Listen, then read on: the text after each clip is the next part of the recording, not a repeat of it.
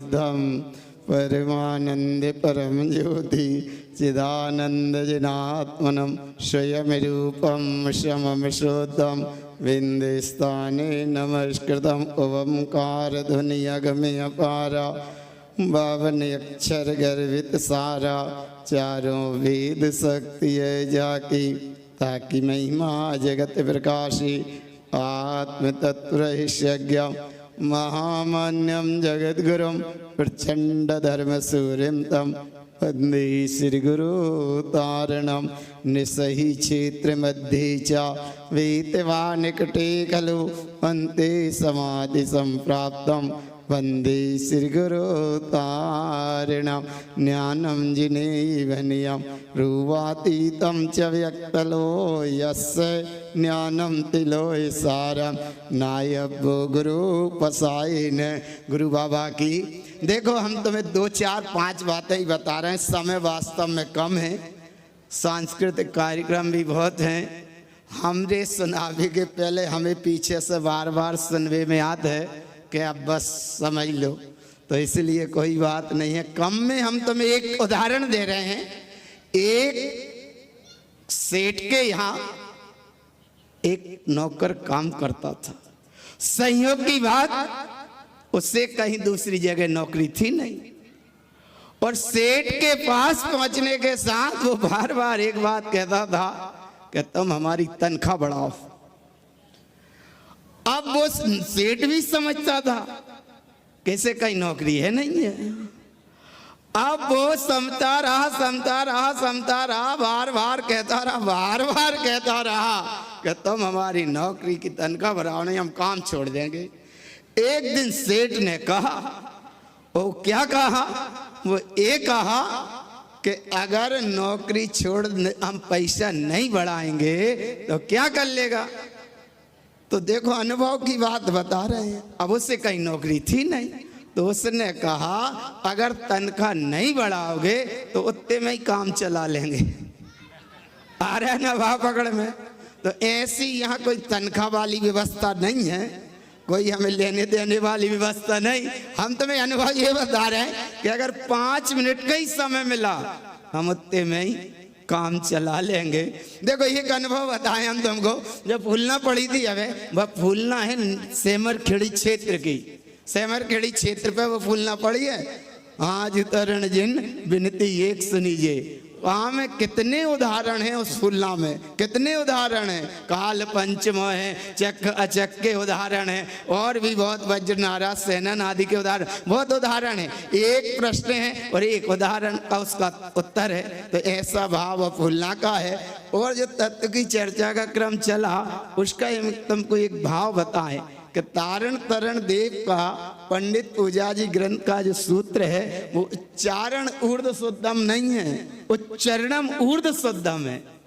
क्योंकि उच्चारण में व्यक्त होता है, उच्चारण में कहा जाता है, और ऊर्ध्व गमन कहा नहीं जाता, बस वो होता है। तो तारण तरण का सूत्र कौन सा? उच्चारणम ऊर्ध्व शुद्धम, ऐसा नहीं, उच्चरणम ऊर्ध्व शुद्धम चा, ऐसा सूत्र है। एक सूत्र और तत्व चर्चा में बहुत अच्छी बात आई कि जहां दिट्ठा वहां पिट्ठा, जहां पिट्ठा वहां दिट्ठा, यही मोक्ष मार्ग का चिट्ठा।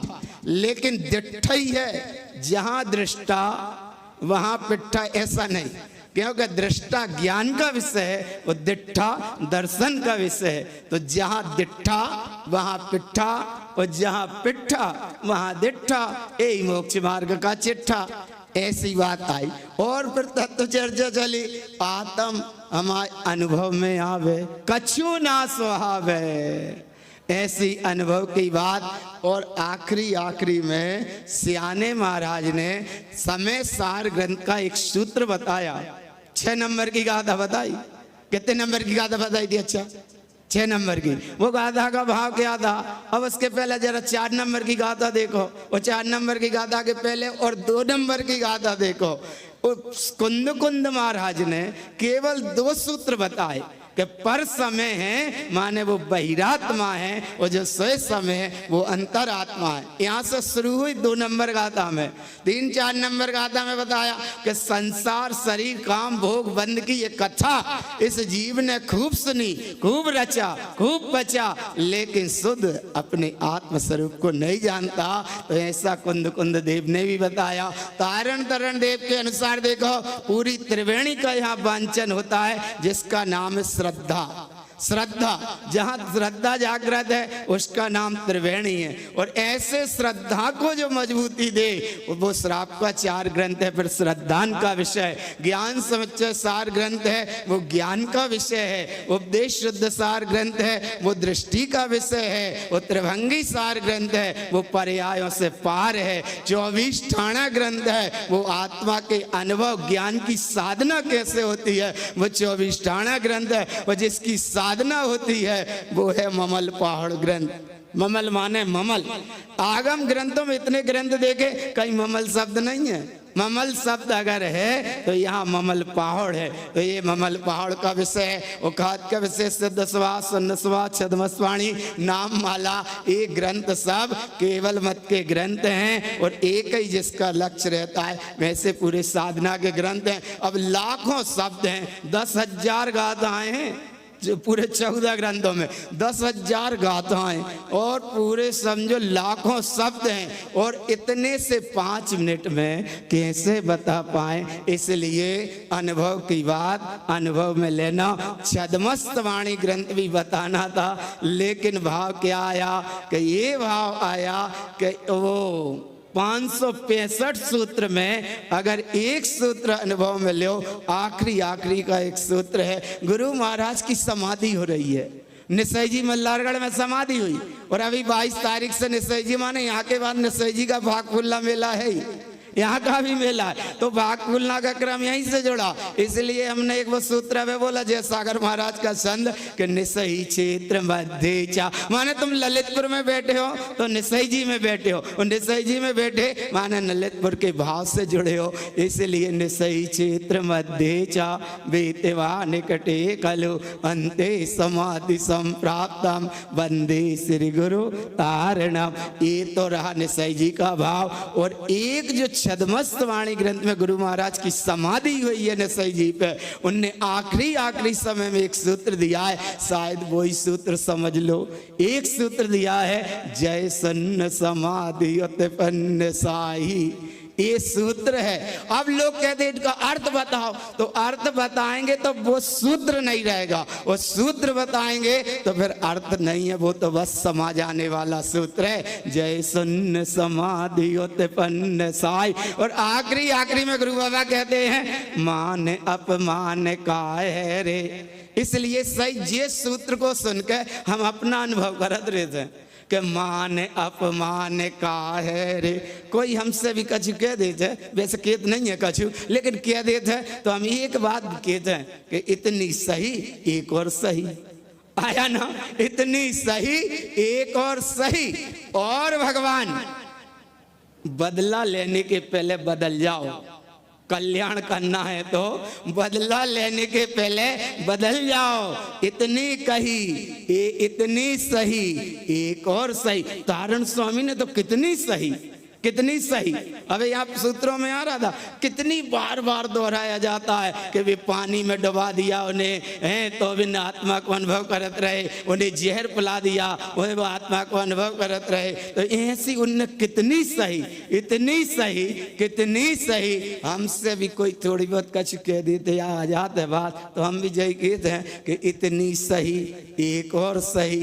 तारण तरण महाराज ने आखिरी में क्या कहा, चिदानंद चिदानंद इतने तो तुम्हारे गुहिनारे साइयो, मैं जो कहूँ भले हुई मानो। माने तारण तरण आखिरी में कह रहे हैं कि मैं जो कह रहा हूँ उसे तुम अनुभव में ले लो, तुम पर और पर्याय को मत देखो। ये चिदानंद चिदानंद। और आखिरी समाधि जैसे गुरु महाराज की 1572 में समाधि हो ही रही है, बिल्कुल हो ही रही है। वो समाधि का आखिरी शब्द है। आखिरी शब्द क्या है? मान अपमान का है रे, अभय की उपजी काले हो नाय, काहे सोवत हो रे, देत हो अनंत निधि, भव ब्रह्मण भवांतर गयो, अभय की मुक्ति प्रवेश है। ऐसे गुरु महाराज के पूरे सूत्रों को भाव है। जब योग बनत जाएगो, समझत जाएंगे। ऐतिहासिक यहाँ की वेदी प्रतिष्ठा भाई सब जनों ने खूब अच्छी कही है, सबकी भावना जुड़ी रही और सबने मंगल भाव के साथ जुड़ी, इसलिए इतनी बात कही। इसे अनुभव में लियो, यही अनुभव की बात है। बात मोरी सुन लियो, जचे तो गुण लियो और हृदय में धर लियो। तो ये गुरु बाबा की बात है, सिद्धांत की बात है, आगम की बात है। और एक सूत्र हम समय की इसलिए बात बताते हैं कि अंतरराष्ट्रीय मंचों पे हम रहे, राष्ट्रपति तक के समय निश्चित था। उसके सामने दिया तो उसे पर्चा लिख के दिया। जब 2500 जनों को बोलना है, अगर उनको भी पर्चा दिया कि तुम्हें 12:59 से 1:05 तक बोलना, माने 6 मिनट बोलना है, 12:59 से 6 मिनट, तो वो राष्ट्रपति खुद समझदार को उसने समझ लिया कि हमें कितने देर बोलना है, 6 मिनट। अब अपने यहाँ बड़ी सरलता है, क्योंकि जिन वाणी की बात है, जिन श्रुत की बात है, आगम की बात है, अनुभव की बात है, और हमारा भी भाव रहता है कि सब जने बोलें, अच्छे से बोलें, गुरु महाराज के वैभव को निरंतर आगे बढ़ाएं, बढ़ते जाएं, निरंतर आगे पढ़ते जाएं, बढ़ते जाएं और बढ़ाते जाएं। सुबह 4:48 पे वाणी खिलना शुरू होती है, 4 बार गिरती है, 4:48 पे गिरती है 7:12 तक। दूसरी बार में वाणी गिरती है 10:48 से लेकर 1:12 तक। तीसरी बार में वाणी गिरती है शाम के 4:48 से 7:12 तक। और चौथी बार में गिरती है 10:48 से लेकर 1:12 तक। ऐसी 9 घंटा 36 मिनट निरंतर वाणी गिरती है 24 घंटा में। अब यहाँ सुनने को कितना सा टाइम मिलता है, तो इसलिए अनुभव करियो। 9 घंटा 36 मिनट को भाव मतलब जो समझ लो, 24 घंटा में 7 घंटा तुम आराम करो, 7 घंटा घर के काम करो, 7 घंटा जिनवाणी का स्मरण लेखन करो और 3 घंटा आत्मा को ध्यान करो। जाको नाम है 24 घंटा को विषय। बोलो गुरु महाराज की जय। अब जय तुम्हारे जोर से बोल लो, बोलो गुरु महाराज की जय हो। हाँ, शुद्ध आत्मदेव की जय हो।